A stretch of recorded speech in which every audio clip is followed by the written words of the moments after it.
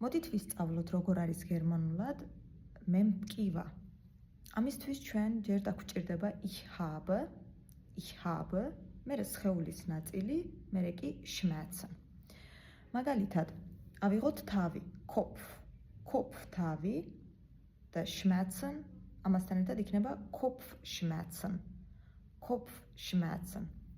თავი მტკივა, ich habe Kopfschmerzen.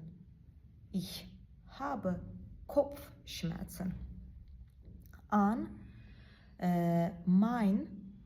meine მერე სხეულის ნაწილი და მერე თუთვე. მაგალითად, ავიღოთ მკლავი.